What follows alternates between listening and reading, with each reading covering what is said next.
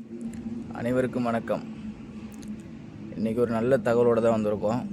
என்னன்னு கேட்டிங்கன்னா, ஸ்கூல் லெவலில் இருக்க மாணவ மாணவிகளுக்கு அவங்களுடைய ஐடி கார்டில் சாதியை குறிப்பிட போகிறோம் அப்படின்னு சொல்லி ஒரு அமைச்சர் சொல்லியிருக்காங்க.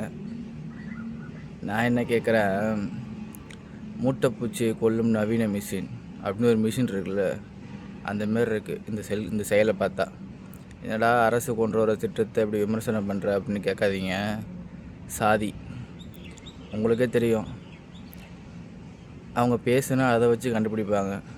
உங்களுடைய குலதெய்வம் என்ன அதை சொல்லுங்கள், நீங்கள் என்ன ஊர், எங்கேருந்து வரீங்க, உங்கள் தொழில் என்ன, இப்படின்னு ஒரு சில வார்த்தைகளை வச்சு இவங்க என்ன சாதி அப்படின்னு கண்டுபிடிக்கக்கூடிய மனிதர்கள் இருக்காங்களே, அவங்களுக்காக தான். அவங்க கஷ்டப்படுவாங்களே, என்ன ஏதுன்னு சுற்றி வளைச்சி கண்டுபிடிக்கிறது பதிலாக அந்த ஐடி கார்டை பார்த்தாங்கன்னா தெரிஞ்சுவிட போகுது அவங்க என்ன ஏதுன்னு.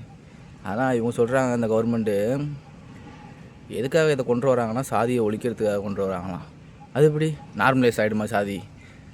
பக்கத்தில் உள்ளவன் இந்த கேட்டகரி, இந்த பிரிவை சேர்ந்தவன் அப்படின்னு தெரிஞ்சதுக்கப்புறம் மனுஷன் மாறிடுவானா இவங்க இப்படி தான் அப்படின்னு சொல்லி அங்கே ஒரு கேங் ஃபார்ம் பண்ண மாட்டானா அவனுக்குள்ளே? நம்மளாம் இப்படிடா, நம்மளாம் அப்படிடா. எல்லாருமே பள்ளிக்கூடம் படித்து முடிச்சுன்னா வந்திருப்போம். எல்லாருக்கும் தெரியும்ல, சாதி ரீதியான ஒரு குரூப் இருக்கும். இவங்களாம் ஒரு தனியாக ஒரு செட்டாக இருப்பாங்க. பார்த்தது இல்லையா? என்ன இது கூட தெரியாமல் ஒரு கவர்மெண்ட் இருக்குமாங்கிற கேள்வி நமக்கு வருதா இல்லையா? இது படிக்கிற மாணவர்கள்லாம் ஏதோ நார்மலைஸ் பண்ணுற மாதிரி தெரில. இங்கே இப்போ சாதிங்கிற வார்த்தையை பயன்படுத்தாமையும் யூஸ் பண்ணாமையும் இருக்கிறதே கொஞ்சம் கொஞ்சம் நார்மலைஸ் ஆகிட்டு தான் இருக்குது. நம்ம எல்லாருமே ஒன்று தான் அப்படிங்கிற ஒரு ஸ்ட்ராட்டஜி வந்துருச்சு. இவங்க மறுபடியும் அதை கொண்டு நாங்கள் குறிப்பிட போகிறோம் ஐடி கார்டில் அப்படிங்கிறது எனக்கு தெரிஞ்சு அது தேவையில்லாத ஒன்று அப்படின்னு தான் தெரியுது. உங்களோட கருத்து என்னங்கிறத நீங்கள் கமெண்டில் சொல்லுங்கள். இது ஃபஸ்ட்டு நிகழ்வு.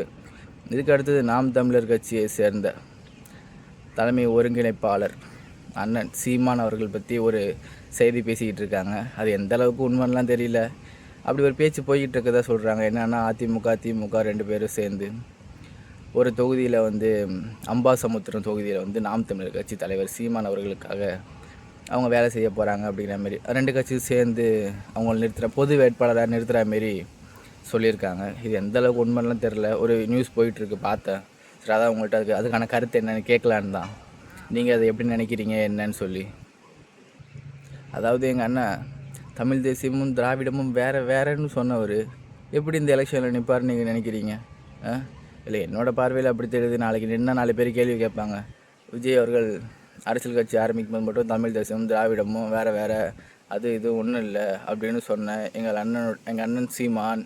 இப்போ எப்படி திராவிட கட்சிகள் அவங்க வைக்கக்கூடிய திராவிடமும் நாம் தமிழர் கட்சியின் கொள்கை தமிழ் தேசியமும் ஒன்றா மாறுமா அம்பாசமுத்திர எலெக்ஷனில் மட்டும் அப்படிங்கிறது என்னோடய கேள்வி. உங்களோட கேள்வி என்னங்கிறத நீங்கள் பதிவிடுங்க. இப்போ தமிழக வெற்றி கழகத்தில் இப்போ இன்னொரு சம்பவமும் நடந்திருக்கு. இப்போ ரீசெண்டாக அந்த மது ஒழிப்புக்காக ஒரு மாரத்தான் மாரி வச்சாங்களே, அதில் ஒரு அமைச்சர், மரியாதைக்குரிய ஒரு அமைச்சர் பேசியிருப்பாங்க. என்ன பேசினாங்கன்னா, இந்தியாவிலே இவர் தான் சிறந்த முதல்வர், இவ்வளோ யங்ஸ்டாக ஒருத்தனை 3 கிலோமீட்டர் ஓடின ஒரே முதல்வர் அப்படிங்கிற மாதிரி பேசியிருப்பாங்க.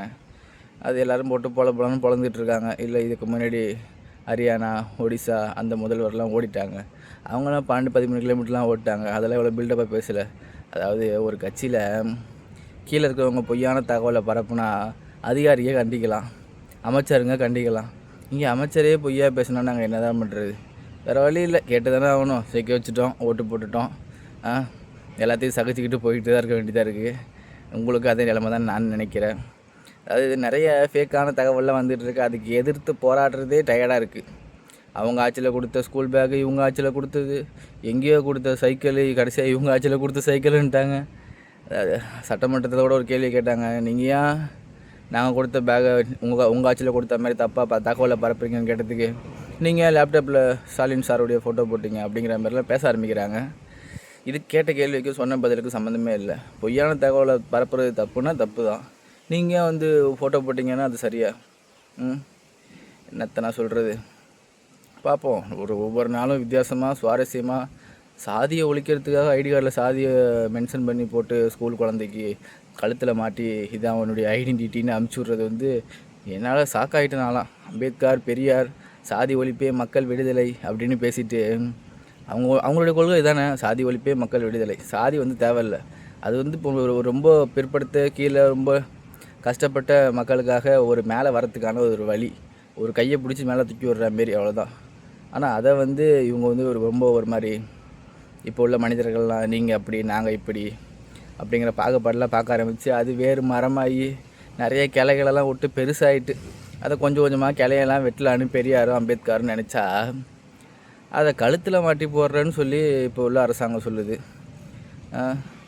நம்ம மனசில் உள்ளதை பேசுகிறதுக்கே வந்து இப்போ வர வர என்னடா இந்த அரசாங்கம் வந்து போய்கிட்டே இருக்கே, என்னென்ன திட்டத்தெல்லாம் கொண்டு வந்துக்கிட்டு இருக்கே, இதுக்கு எதிராக பேசலாமா கூடாதா, அங்கங்கே வேறு இதுமாரி கமெண்ட்லாம் பேசுகிறவங்களாம் அரெஸ்ட் பண்ணுறாங்களாம். இதுமாதிரிலாம் எங்கள் ஆளுங்கட்சி நீங்கள் விமர்சிக்கக்கூடாது அப்படின்னு. ஏன் நியாயத்தையும் உண்மையும் பேசுகிறதுக்கு விமர்சித்தானா விமர்சிக்கலான்னா, நாங்கள் சொல்கிறத கருத்தை சொல்கிறோம். ஏதாவது அநியாயமாக இருந்தால் நீங்களே சொல்லுங்கள், இது சொல்லாதீங்க போகாதீங்கன்னு. உங்கள் ஆட்சியில் நடக்கக்கூடிய சில கசப்பான நிகழ்வுகளை நாங்கள் பகிர்ந்துக்கிறோம். இதில் என்ன தப்பு இருக்குது? நன்றி, வணக்கம். மீண்டும் சந்திப்போம்.